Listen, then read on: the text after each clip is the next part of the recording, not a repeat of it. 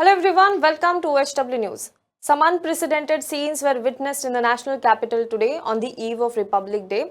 As we all know, today the Republic Day parade happened, that is the official government event, but also along with that there is a tractor parade that was going on and that was arranged, that was organized by the farmers protesters who have been protesting on different Delhi borders, especially the three borders, that is Singhu border, Tikri border and Ghazipur border for last 2 months. So today they were supposed to take out a tractor rally. According to police, that was supposed to happen between 12 p.m. and 5 p.m. after the government event completed.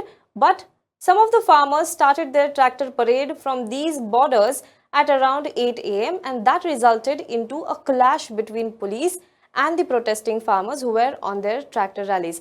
As of now, one protester, one farmer has died in this entire clash. There was a clash at ITO where a bus was toppled. Several policemen have been injured. There are visuals coming in where farmers protesters are seen entering Red Fort, where earlier on the event, the government event, the Republic Day parade was going on. The farmers are seen entering the Red Fort with their tractors, and group of farmers is also seen reaching a flagpole, an empty flagpole. They are reaching on top of it, they're climbing on it, and they are seen unfurling what they claim is a Sikh religious flag. Now, there are chaotic scenes developing all around national capital, and we will talk about that today. Joining me is our managing editor, Mr. Sujit Nair. Let us talk to him and let us get a sense of what exactly is happening in Delhi and could it have been avoided. So, Sujit, as I said, we do condemn the violence, whatever is happening in Delhi, but could this have been avoided? Aarti, I think the question is not that simple. Whether this could have been avoided, of course this could have been avoided. But this couldn't be something this was not something that happened last 4 days. This is not something that happened in last 10 days. This was happening for the last 4 months. Not even 2 months, 4 months. This could have been avoided if the governor of Punjab would have sent the bill to the president of India, the Punjab bill to the president of India for his consideration. This could have been avoided. This could have been avoided if the president of India deliberated on the bill that Punjab assembly had sent him, given an answer, sat and negotiated. This could have been avoided. This could have been avoided if the agricultural minister would have met with the farmers way back in November, December, spoken to them, communicated to them, negotiated with them, understood their problems, told them their problems, and so on and so forth. This could have been avoided. This could have been avoided if the minister would have met these people when the scheduled time was fixed to meet these farmers. This could have been avoided. This could have been avoided if there were no egos. This could have been avoided if people would have met, would have created trust in each other, and that trust factor would have been built, and that trust factor would have ensured that this could have been avoided. So yes, if your question is if this could have been avoided, yes, definitely this could have been avoided. Correct. Now, when we are talking about the egos, are you saying that ego is only from the one side or from the both the sides? See, Aarti, I'm not here to judge. I'm not here to judge. That's not my job. That's definitely not what I'm going to do. But what I'm going to do is I will talk about what happened. You asked me, so I was giving my answer. The fact remains that yes, there is, if the farmers are going to be violent, if the farmers are going to breach the law, then the farmers are going to harm themselves. They're going to harm the movement. They're going to harm everything that they've been set out to get. They're going to harm all of that. So it's in the interest of the farmers that they don't harm the movement. It is in interest of the farmers that they definitely don't use any violent methods they have not used before, they should not use in the future.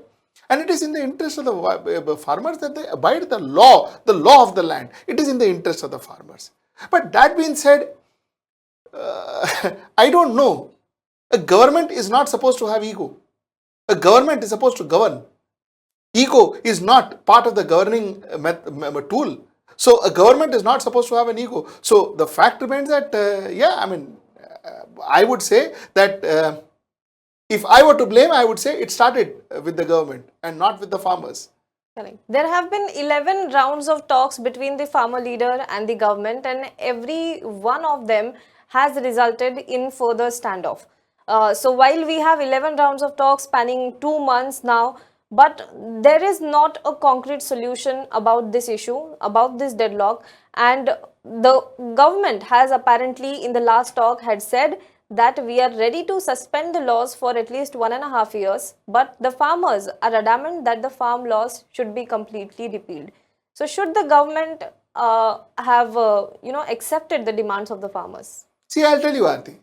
The question is whether the suspension was good or whether it was bad. Now, like I said, I am nobody to judge. I don't represent the farmers. Neither do I understand their insights like the way they do.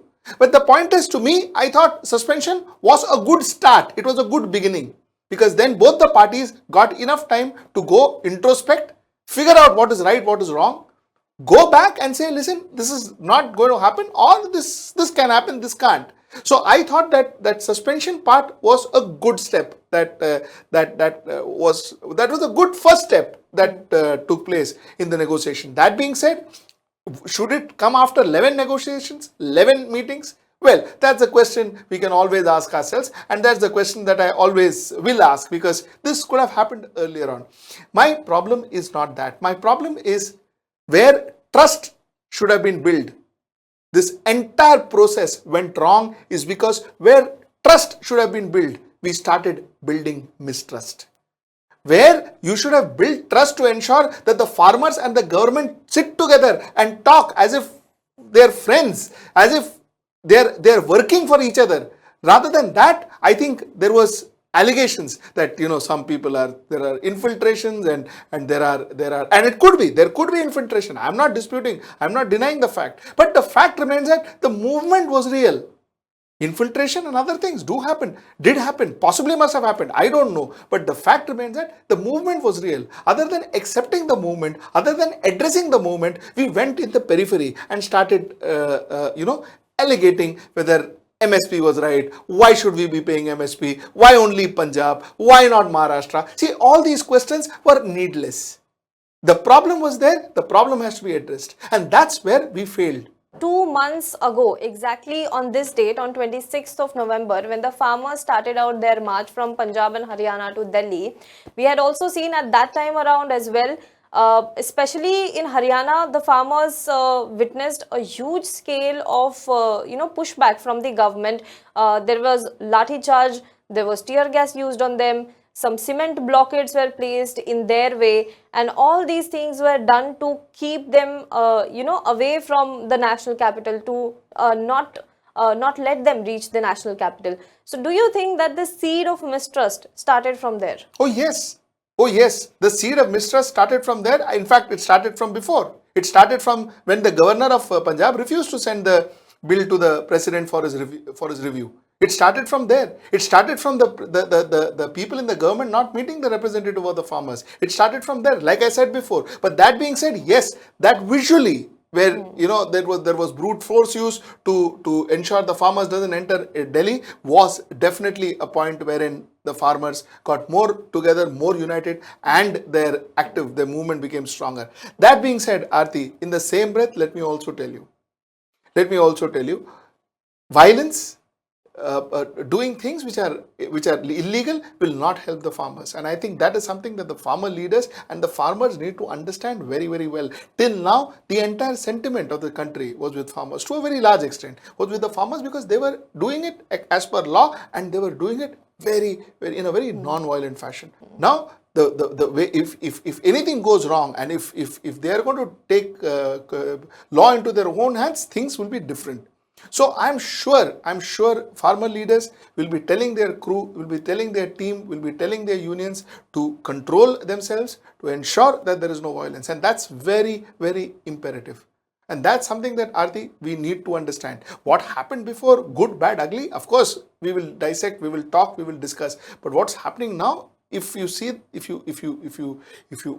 these people are looking at it, the leaders are looking at it, I think they should definitely be controlling their people and not allowing this to escalate any further. Since we are talking about violence, we know that since last 2 months this protest is going on, but there has been not even a single incident of violence in the protest. It has been largely peaceful. More than 100 people have died in the protest, but there was not a single incident of violence. But today, the entire, the tag of peaceful protest has changed today. How will this impact this movement further if it continues from here on? Which is what I was saying, Aarti, which is exactly what I was saying. See, my point of view is that, you see, till now, I think the bigness of this movement was because it was completely non-violent. The bigness of this movement, the veracity of this movement was because it was following the law. They didn't breach a single law. They were following the law to the T. Now, that was the good part of this movement. And a lot of people supported this movement, were behind the farmers. People who had nothing to do with agriculture. A lot of them were common man, common Indian, were behind this farmer. Is because behind the farmers because they were doing a rightful protest. They were using their democratic right to protest and they were protesting. That said, again, what I said before, I repeat myself, if it turns into violence, whoever's fault it is, then we can sit and discuss whose fault, why he did it, who came first, whether they were allowed, whether they were not allowed, was it police's fault, whoever, whatever the case is. I think if there is violence, then this entire movement suffers. And that's the reason why I think the farmers should take it upon them to ensure that it is non-violent and it is not breaching any laws. I think these are the two things that I will repeat: non-violent and not breaching laws. Correct. We have seen that the ruling party, the BJP especially, and the ministers of the ruling party have been constantly leveling allegations against the movement, that there are anti-social elements who have infiltrated this movement. Do you think that from this point onwards, the legitimacy of the movement will also be questioned? See, Aarti, any movement, there are bound to be anti-social elements infiltrating, because end of the day, when there is unrest, people, there are people who are out there to fish in troubled waters. That is a natural thing, and it happens. And I'm sure our intelligence agencies and our police and our enforcement agencies are very equipped enough to handle such misadventures of people. And I'm sure the farmers are capable to continue to resist infiltration. The point that I'm trying to make is, it is not about the imagery. It is about whether this movement will suffer if there is violence. And the answer is yes. Like I said before, the answer is yes. So for the sake of the movement, violence is absolutely a no-no. Correct. Let's talk about the use of force by the police, because we have seen that whenever there are protests, especially in Delhi, we have seen there was protest by, there was Shaheen Bagh protest going on, there was protest by JNU students, and the only answer that police seems to have is use of violence, because we have seen it in Shaheen Bagh case as well. Even when the farmers were coming to Delhi, in Haryana, they were charged with lathis, there were tear gas shells used on them, water cannons used on them. Even when farmers from Maharashtra, Madhya Pradesh and Rajasthan were going to Delhi from Shahjahanpur in Haryana, even that time also this lathi-charge and tear gas shells were used on them. So is this use of brute force? How do you see it? See, again, the police action, the brute force, is the last end we are talking about. I am talking about this from the day one. Why did we allow all of this to reach this stage? That's the question that we need to ask ourselves, and that's the correction that we can achieve. I'll tell you, Aarti, why I say this. I'll tell you why am I going back and back like a stuck record. Aarti, listen.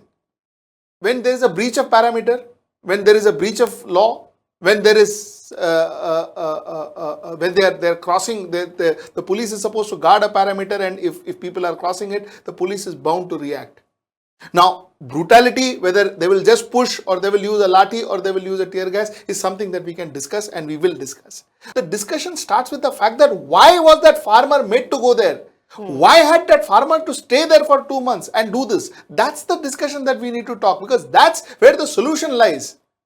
That's where the solution lies. Because here this discussion will go on because the police will say, they broke the parameters. They were asked to come at 12 o'clock. 12 o'clock, right? I think. Yes, 12 p.m. they were supposed to start their They were supposed to start at 12 p.m. They started at 8 p.m. So we were right. We have to guard our parameters. And then when we went there, they were coming at us. So we went at them. So on and so forth. Now this discussion is going to continue and it will continue. So there is no answer to that. We can talk about it till the cows come home. That ye barabar tha, wo barabar tha, police karna chahiye tha, police nahi karna chahiye tha. We can discuss this till the cows come home. But the point here is, why are we in this situation? That is what the nation needs to understand. There are lakhs of farmers out there protesting. India has to ask why. We have to ask the government, why couldn't you resolve it? Why are they still there? Are you not capable enough to resolve it? Correct. Since the government is not able to talk to the farmer leaders effectively, and the committee has also sort of, the farmers have rejected the committee that was formed by the Supreme Court, do you think that an interlocutor who could convey the message to the government and who could act as a link between the government and the farmers would have been the best option? See, the best is the Prime Minister of India. Mr. Narendra Modi has got the popularity, he's got the mandate, he's got the power. He is the best interlocutor. There is no better interlocutor than he is. There is no better interlocutor. So the fact remains that he should be the one who can do that. Number one. Number two is, listen, this committee, the way it was set up. Do you think the farmers are going to trust another group of people to be intermediating between them and the government? The way the committee was set up, at least I thought that it was not really fair. Now, I'm sure Justice Bobde must have had his own reasons. I'm sure his reasons would have been apt, but at least I felt that it was wrong. The people who were put in the committee were already, they had already made up their mind. They were already biased on the subject. So the fact remains that, do you think the farmers are going to trust anybody else? So this can be sorted out if there are two things put into place. A is if there is a fantastic program to build trust between the farmer and the government. We have been saying this from day one and I continue to say this. This issue now requires trust more than any sort of negotiations. I think the first thing that we need to build is trust. And if that starts, Aarti, I think that process will bear fruits. And yes, I think today I would say, yes, the Prime Minister of India should start talking to them. And if the Prime Minister of India talks to them, God knows, maybe the results will be far more fruitful. In case that doesn't happen, and if this movement goes on and on, as the farmers are saying that until the farm laws are rolled back, they will not go home. Do you think that this will convert into another India against corruption movement for the Modi government? No, it won't. I'll tell you why. India against corruption movement was a far more organized, far more planned, far more strategized political event. It was a far more strategized political event, whereas farmers' protest is a protest. It is not a political event.